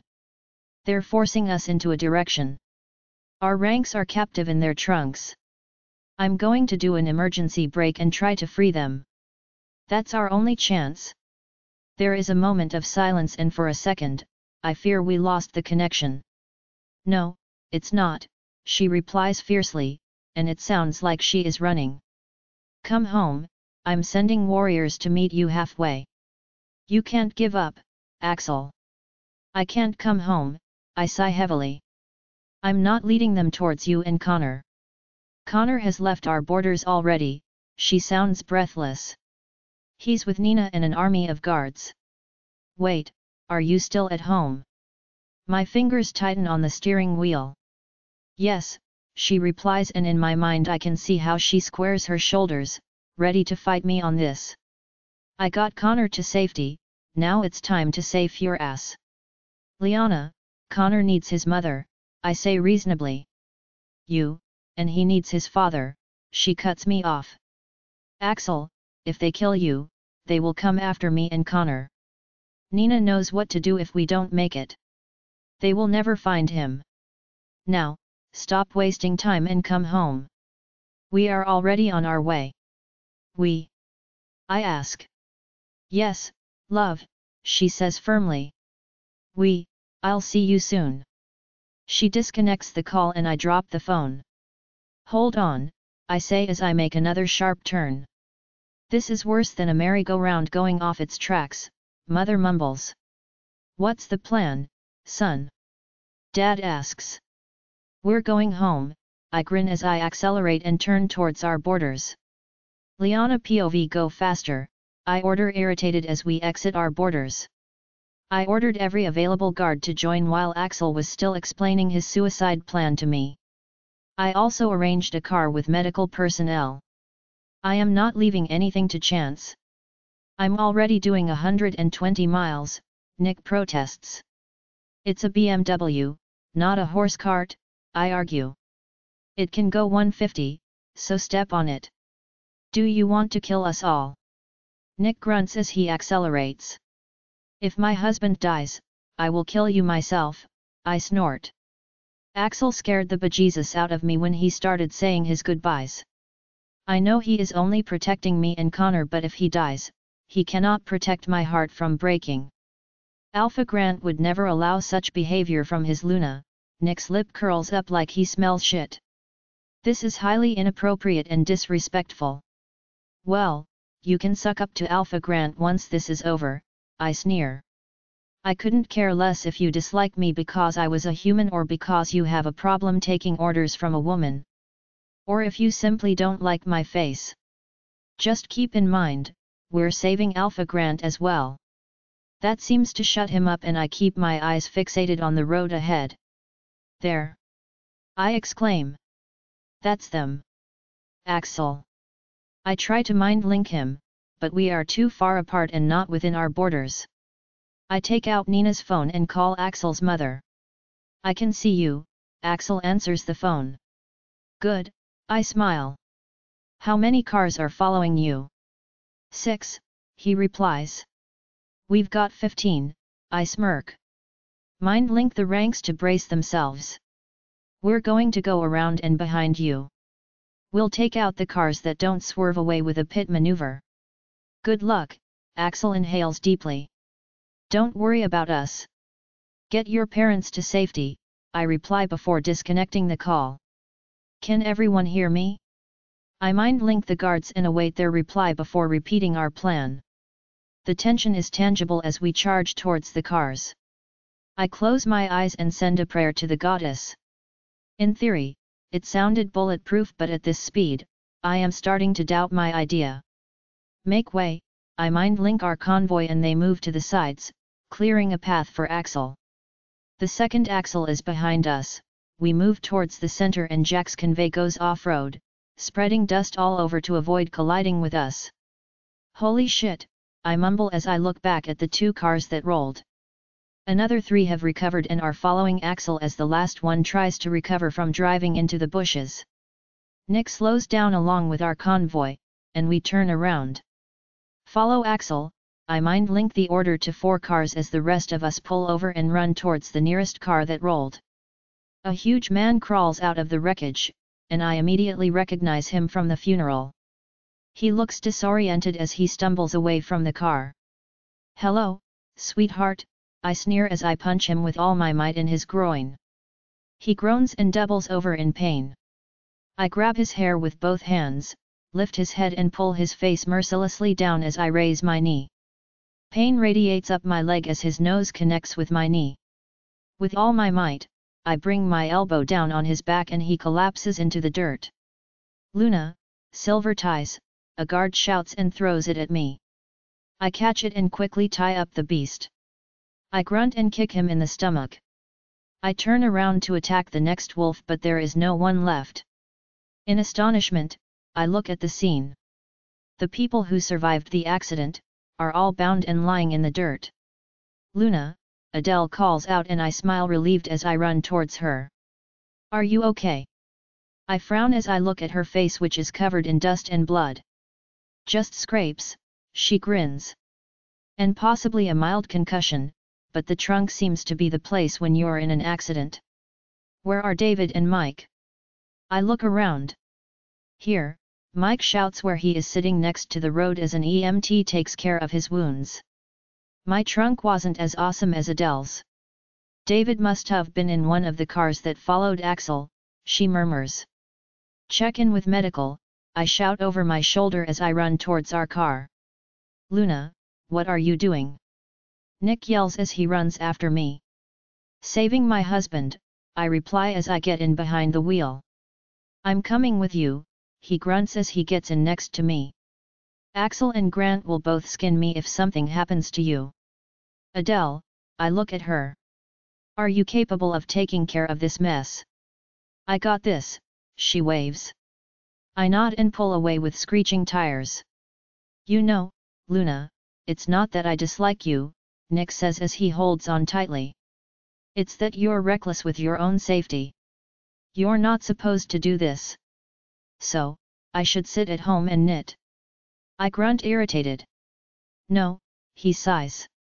But you, tell me, Nick, I cut him off. How would Axel or Grant do things differently? Are you telling me they would sit at home and leave the fate of their loved ones in the ranks' hands? No, he clears his throat. But they're men, and my life is worth more than theirs. I challenge him. It's reckless for a woman but brave for a man. That's not, listen, Nick, I interrupt him again. I appreciate your concern, but I'm not reckless or suicidal. If I were, I would have done this shit on my own. I wasn't blessed with an alpha wolf to sit at home and bark orders. I will protect my family at all costs. Nick's only reply is to shift uncomfortably in his chair, and I ignore him as I keep my eyes on the road. Axel POV. Dear Goddess, Mom gasps as we fly past the cars. Are we in the clear? I ask, not daring to look back at this speed. Nope, Dad sighs. Keep going, there are still 3 cars behind us. But 4 of ours are behind them, Mom says excitedly. I keep my eyes on the road as I continue forward. If it were not for my parents, I would have turned around and joined the fight. Dad surely will enjoy it, but Mom has never fought a day in her life. She never had to. In the rearview mirror, I watch 2 cars closing in on me from the sides. They either want to box me in or one of them is going to attempt the pit maneuver. Alpha, we are right behind them, one of my men, Chris, mind links me. I'm going to slow down. Ram them from behind, I'll get out of the way, I reply. Just don't hit my car, David quickly replies. Which one is yours? Chris asks. I'm in a Volvo, David says. They're all Volvos, Chris grunts irritated. It felt like we turned left a moment ago, does that help? David asks hopefully. Actually, it does, it means you're next to me and not behind, I mind link. Gradually, I decreased my speed, and they followed my lead. Now, Chris, I mind link and my car's engine roars as I step the accelerator down all the way. My car speeds forward as Chris and the guys do the same. The sound of metal on metal is screeching into my mind as our cars ram them from behind. The momentum pushes a car towards us with tremendous force and I swerve to the right. Dust and grit surround us as I go off-road and hit the gravel. The sound of a tire rupturing and Mom's screams are deafening. I tighten my grip on the steering wheel as I fight for control. It takes every bit of strength to keep the car from swerving as we slow down. Helpless, I watch as we approach a pile of rocks. Swerving away at this speed with a busted tire is almost a guarantee that I will roll the car. Hitting it at this speed will either flip or stop us. Hold on! I shout to my parents as my fingers cramp around the wheel. I steer to the side, trying to avoid the rocks without jerking the wheel, but we still partially connect with the side of the rock pile. Everything turns into slow motion when the car goes airborne. Mother is screaming at the top of her lungs as the horizon turns upside down and rolls once before laying on its roof. Everybody okay? I pant. Define okay, Dad grunts painfully. We're all hanging upside down like bats. That's not okay. But if you want to know if we're alive, the answer is yes. Mother's only response is to cry uncontrollably. What? Dad shouts when the car starts rocking. I cover my ears as the squealing sound of metal bending irritates my hearing. My door gets ripped open, and I look up into the clear, blue eyes of Liana's wolf. Liana POV. In horror, I watch our convoy ram into the Volvos and Axel goes off-road. Goddess, no! I shriek as his car rolls through the air. My heart is in my throat and my ears are ringing as I push the BMW to its limit. Don't let anyone get away, I mind link as I watch the cars recovering from the ram and trying to escape. Luna, watch out! Nick warns as I zigzag through the crash site. You can't see him if you're dead. I know how to drive, I grunt as I pull over and jump out. Anxiously I run towards Axel's car. It is lying on its roof, hissing, and I can smell gasoline. I do not waste a second as I yank the door handle, but it does not want to open. I grunt and shift. I dig my claws in at the side and tear the metal away. Nick joins me and together we rip the door open. Eagerly I look inside and relief surges through me when I see Axel alive and breathing. Overjoyed, I lick his adorable and loving face before stepping back. As happy as I am to see him unscathed, I need to get them out of the wreck. Cautiously, I crawl into the car in front of Axel and press my back against his chest. Undo your safety belt, I will lower you down, I mind link him. Axel groans softly as he loosens his seat belt. Are you hurt? I mind link him concerned as I lower him. Nothing that won't be gone by tomorrow, he replies. The safety belt might have saved my life, but it did a real number on my chest. I crawl backwards and make space for Axel to get out. You're the best wife, he smiles lovingly at me as he rubs my fur. Nick and I will take care of my parents while you get dressed. I'm going to help our warriors, I huff and turn around. Be careful, love, Axel shouts as I run off. It looks like a mechanical massacre when I get to the road. Cars and parts are scattered all over. Jack's people are bound and laid down on the road like sardines. Why do I only see 4 cars? I mind link the warrior next to me, as I look at 2 BMWs and 2 Volvos. Chris and Brandon are still following the car with David inside, he replies. We couldn't ram it. Just following, or do they have a plan? I ask irritated. Chris is forcing them towards the border, he replies smiling. And our border patrol is waiting. They're not getting away. Do we have any operational vehicles left? I look at the damaged cars. Not for the purpose you're thinking of, he grins. We will be lucky to get back home with these wrecks. Lovely, I snort as I run to the car Nick and I have driven. I shift back and grab a t-shirt from the trunk before going back to Axel. Everyone okay? I ask as Grant helps his very pale wife to walk. A little traumatized, Axel grins as he puts his arm around my shoulder. They still have David, I sigh and inform him about what I know. Let's go home, Axel says adamantly before looking at his parents. I'm walking. Mom, it's like 10 miles, Axel chuckles. Then I'll shift and run, she lifts her chin. But I'm not getting back into a car with you maniacs. I'll run with her, Nick steps forward. So will I, Grant looks lovingly at her. We haven't done that together in ages. Okay, Axel nods before looking at me. Let's go finish this. Remember that fight about death we had at the lake house? I ask as we walk to the car hand in hand. Not something I will forget, he snorts and opens the passenger door for me. Well, I'm not arguing today, I grunt as I get it. Mary and Jack tried to take everything from us, and now I want to take everything from them. I cannot agree more, he smirks before closing my door. I take Nina's phone and call Adele. What's going on? I ask. Everyone from Jack's pack is either dead or tied up, she replies. No casualties on our side. We've loaded the dead into the trunks, but we don't have enough space for everyone. I'll call for transportation. No, I cut her off smiling. Tie their hands and make the walk. We're not wasting any more resources and fuel for their convenience. Making them suffer, Adele chuckles. Our guys will enjoy this. See you at home, I smile. Good work, Adele. I'm happy you're still with us. So am I, Luna, she says before disconnecting the call. Geez, you are pissed off, Axel chuckles as we drive home. Not even compassion for the help. You know they only followed orders. They're alive, aren't they? I grin. Except for the bastard that injured Drew.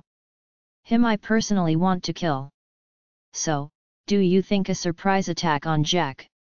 Axel glances at me. Nope, I shake my head.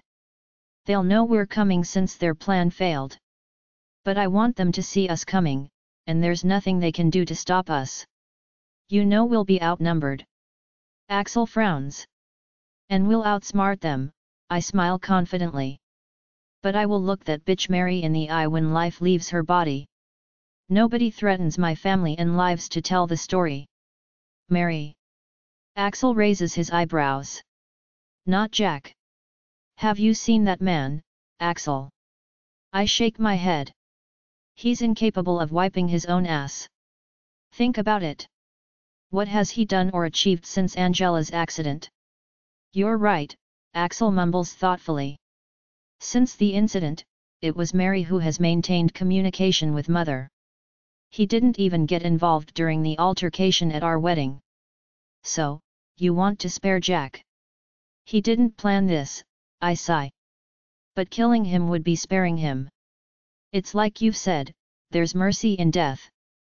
Axel POV. There are people everywhere when we arrive at our border. Our guards are gathered around 4 men who are tied up and sitting on the ground next to the Volvo. At least 2 cars survived, I grin as I look at the BMWs that are parked next to them. Hey, Liana protests indignantly. We only lost 2. 3, I sigh as I park. Mine. But not on my order, she teases as she leans over and kisses me before we get out. Alpha, David emerges from the crowd and walks towards us. Welcome home, I say jovially as I shake David's hand. You had us worried there for a moment. Sorry, sheepishly he rubs his neck. We were having drinks when this huge guy walked to us. He told us some teenagers are messing with our cars. When we came outside, they overpowered us with wolfsbane. I only came to when the car started moving. Do you have any idea who attacked our drivers? Liana asks hopefully. Her hands are itching for payback. No, David shakes his head. We never made it to the cars. Damn it, Liana grunts. I'm going back to the car. I want to check up on Nina and Connor. I'm just glad you're okay, I smile at David as Liana walks to the car. Put these guys in lockup and double the guards. Adele will be here shortly with the rest. Oh, and organize a cleanup crew. The cars will have to be towed in. Yes, Alpha, David nods and I walk back to the car. Connor is fine, she sniffs as I get in. I miss holding that tiny body so much, but they cannot come home until Mary is 6 feet under. I miss him too, I reach over and squeeze her hand. I want to reckon with Mary today still, she says adamantly.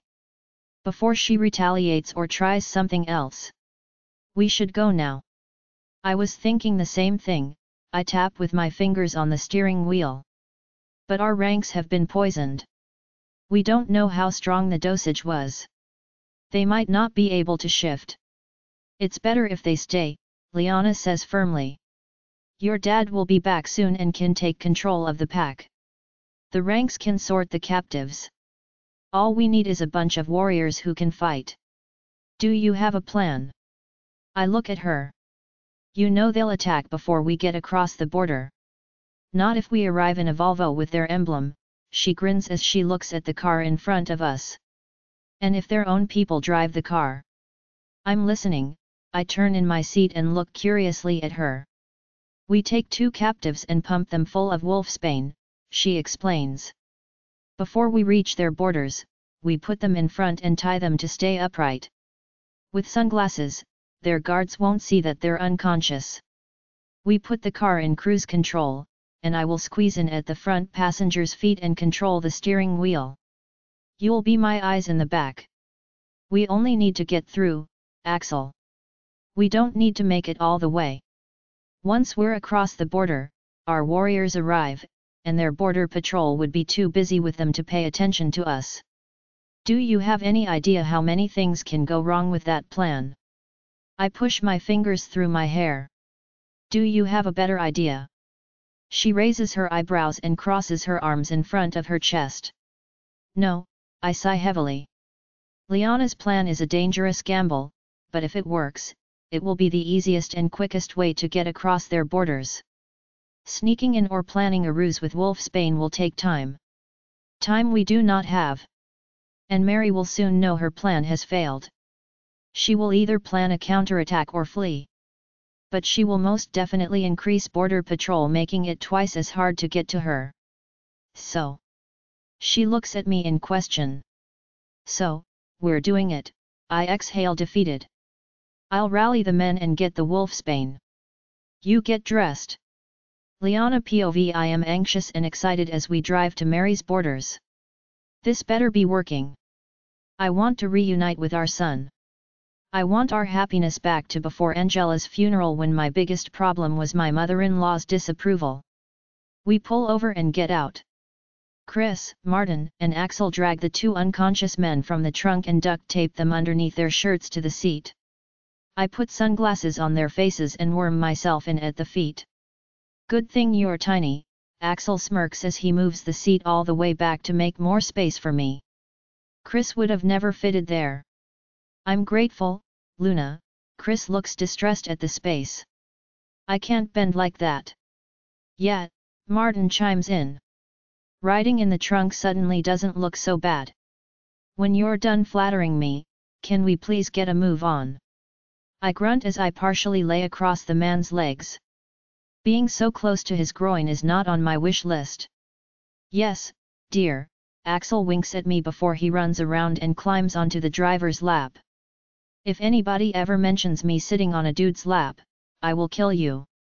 Yes, dear, I throw his words back at him and he gives me a deathly stare before starting the car. Tediously slow we start moving forward. Axel turns on the cruise control and clumsily climbs over the seat to the back. I hold the steering wheel tightly and he moves the chair forward into position. He grunts. That was not as easy as I thought it would be. So far the plan's working, Chris grins. Are you in control, Liana? Axel looks at me. Can I turn up the speed?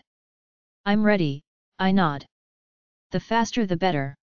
It will give their border patrol the impression we're running home. Except for the occasional order of left or right from Axel, nobody says a word. I'm going to count down, Axel says as he reaches between the seats and places his hand on mine. On 1, we will make a sharp left. I'll assist. I'm ready, I mumble. 3, 2, 1. I turn left and Axel ensures that the car faces the center of the gate before he sits back. Chris opens his window just enough for his eyes to show. Behind us! He shouts as we charge through the gates and closes his window. It worked, Axel exclaims. They're all concentrating on our oncoming convoy. Before you pop the champagne, a little help, please, I grunt. I'll take it from here, Axel replies as he leans over and takes the steering wheel before decreasing the speed rapidly. Thank goddess, I complain as I wiggle out of my hiding place onto the man's lap. That was not nice. Get ready to hit the brakes, Axel orders. I moan as I lean over and dive between the man's legs to get to the brake. Now, Axel shouts and I press the brake with both of my hands steadily until we stop moving. I get up and put the car in park before pulling up the brake and turning off the engine. Axel is first out of the car and yanks the passenger's door open before helping me out. That was the first and last time you're allowed to sit on another man's lap, he growls softly before kissing me. I can say the same to you, I grin as the four of us run towards the house. We better hurry, Martin says hastily. Guards are on their way. 2 guards look wide-eyed at us when we enter the house, but before they can utter a word, Axel and Chris knock them out. Hide them, Axel orders. Martin and Chris tie and drag the men into the coat closet as Axel takes my hand and we run deeper inside. We peek our ears for any noises and are not disappointed when we hear Mary shout from the office. Stop them, she rages. Do not allow them into our borders. It's too late, I smirk as I enter the office with Axel behind me. We're already here. She swallows hard and turns pale as she looks from us to Jack. But he might as well not have been there.